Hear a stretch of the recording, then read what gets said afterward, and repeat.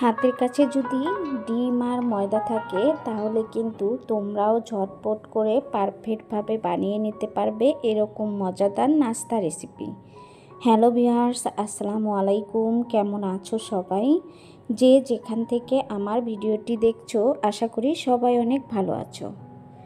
দেখো, নাস্তাটি বানানোর জন্য প্রথমে আমি একটা মিক্সিং বাটি নিয়েছি আর একটা ডিম নিয়েছি। বাটির মধ্যে ডিমটা ভেঙে নিলাম। এখন এর মধ্যে দিয়ে দিলাম পরিমাণ মতো চিনি। তোমরা যে পরিমাণের মিষ্টি খেতে পছন্দ করো চিনিটা সেই পরিমাণের দিয়ে নেবে। এখন একটা কাঁটা চামচের সাহায্যে সবগুলো উপকরণ ভালো করে মিশিয়ে নিচ্ছি।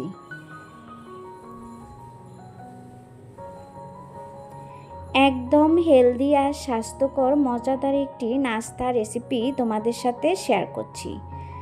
আশা করি আমার এই সহজ নাস্তা রেসিপিটি তোমাদের কাছে অনেক বেশি ভালো লাগবে। রেসিপি ভালো লাগলে লাইক দিয়ে পুরো ভিডিওটি দেখে নেবে। দেখো, এর মধ্যে দিয়ে দিলাম স্বাদমতো লবণ। এখন লবণ সবগুলো উপকরণের সাথে ভালো করে মিশিয়ে নিব।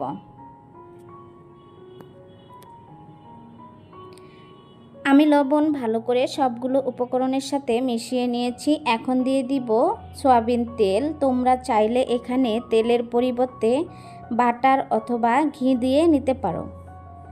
তেলও সবগুলো উপকরণের সাথে ভালো করে মিশিয়ে নিচ্ছি। অবশ্যই কিন্তু সবগুলো উপকরণ ভালো করে মিশিয়ে নিতে হবে। এখন এর মধ্যে দিয়ে দিচ্ছি ময়দা। এখানে আমি হাফ কাপ ময়দা নিয়েছি। তোমরা চাইলে পরিমাণে বাড়িয়ে অথবা কমিয়ে এই নাস্তাটা বানাতে পারো। হাতের সাহায্যে সবগুলো উপকরণ ভালো করে মেখে নিচ্ছি। এখানে আমি হাত দিয়েই পারফেক্টভাবে মেখে সফট একটা ডো তৈরি করে নিব।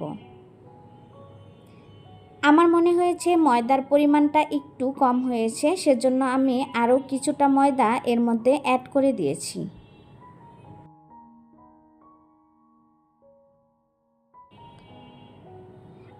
বাটিটা অনেকটাই ছোট হয়েছে, সেজন্য আমি বাটিটা চেঞ্জ করে আরেকটা বাটিতে ময়দাগুলো নিয়ে নিয়েছি। আর এই যে দেখো, পারফেক্ট একটা ডো তৈরি করে নিয়েছি। ডোটা বেশি নরমও হয়নি আবার বেশি শক্তও হয়নি। তোমরাও চেষ্টা করবে এভাবে পারফেক্ট করে ডোটা করে নেওয়ার জন্য। ডোটা এখন রেস্টে রেখে দিব 10 মিনিটের জন্য। দেখো, ফিরে আসলাম 10 মিনিট পরে। কতটা সুন্দর আর কতটা পারফেক্ট হয়েছে। এখন একটা ডো থেকে লাচি কেটে আমি কয়েকটা করে নিচ্ছি। একদম সহজ আর পারফেক্ট একটি নাস্তা রেসিপি তোমাদের সাথে শেয়ার করছি। আশা করি আমার এই সহজ নাস্তা রেসিপিটি তোমাদের কাছে ভালো লাগবে। গোল গোল বলের শেপে নাস্তাগুলো আমি পারফেক্টভাবে বানিয়ে নিচ্ছি। তোমরা চাইলে যে কোনো শেপ দিয়ে কিন্তু এই নাস্তাগুলো বানিয়ে নিতে পারবে। দেখো, আমি একইভাবে কয়েকটি বানিয়ে নিচ্ছি আর একটা প্লেটে তুলে নিচ্ছি।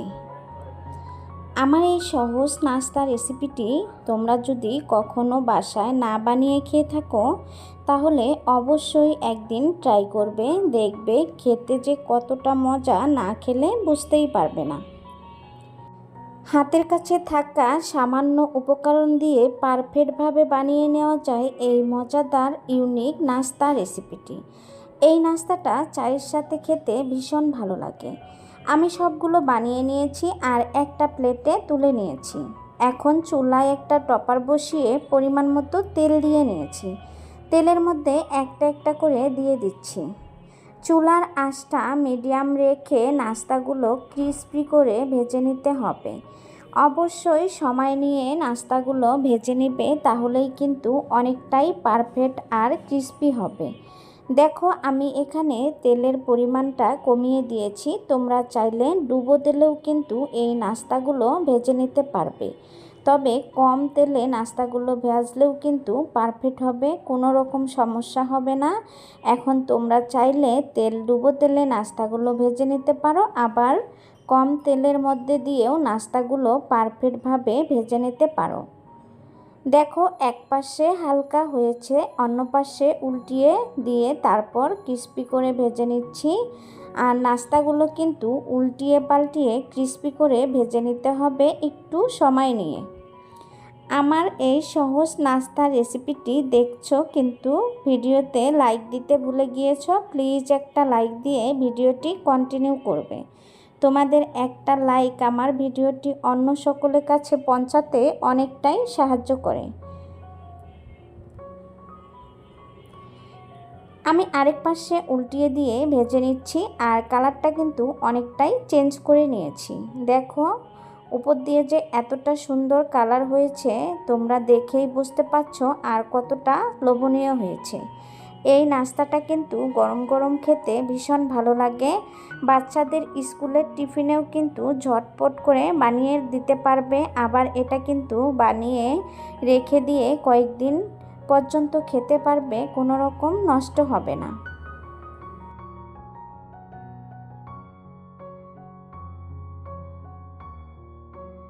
নাস্তাটা কয়েকবার উল্টিয়ে পাল্টিয়ে ক্রিস্পি করে ভেজে নিতে হবে, তাহলে কিন্তু ভিতরটা সুন্দরভাবে নরম তুলতুলে আর সফট হবে, আর বাহিরটা কিন্তু অনেকটাই ক্রিস্পি হবে। তোমরা যদি কখনো এই নাস্তাটা বানিয়ে না থাকো তাহলে একদিন হলেও বাসায় ট্রাই করবে, দেখবে যে এই নাস্তাটা বানানো কতটা সহজ। আর এটা কিন্তু খুব সহজে অল্প উপকরণ দিয়ে বানিয়ে নিতে পারবে, আর খেতে কিন্তু অনেক মজা হয়। আর এই নাস্তাটা চায়ের আড্ডায় কিন্তু একদম জমে যাওয়ার মতো একটা নাস্তা রেসিপি। আমার ভিডিওটি দেখছো কিন্তু লাইক দিতে ভুলে গিয়েছো। প্লিজ একটা লাইক দিয়ে ভিডিওটি কন্টিনিউ করবে। আর দেখো এই যে আমার ভেজে নেওয়া শেষ, এখন তেল ঝরিয়ে নামিয়ে নিচ্ছি। আমার চ্যানেলে যদি কোনো নতুন বন্ধু এসে থাকো তাহলে ভালোবেসে চ্যানেলটি সাবস্ক্রাইব করে দিবে, পাশে থাকা বেল আইকনটি অন করে রেখে দেবে। আমি যে কোনো সময় নতুন ভিডিও আপলোড করার সাথে সাথে তোমাদের কাছে নোটিফিকেশন চলে যাবে। সময় সুযোগ বুঝে সহজ রেসিপিগুলো দেখে নিতে পারবে। আমি একটা সার্ভিং প্লেটে নাস্তাগুলো নামিয়ে নিয়েছি। আমার ভিডিওটি ভালো লাগলে ফ্রেন্ড এবং ফ্যামিলির সাথে শেয়ার করে দিয়ে তাদেরকেও দেখার সুযোগ করে দিবে। আজকের মতো এখানেই বিদায় নিচ্ছি, আবারও কথা হবে নেক্সট কোনো ভিডিওতে। এ পর্যন্ত ভালো থাকবে, সুস্থ থাকবে, আল্লাহ হাফেজ।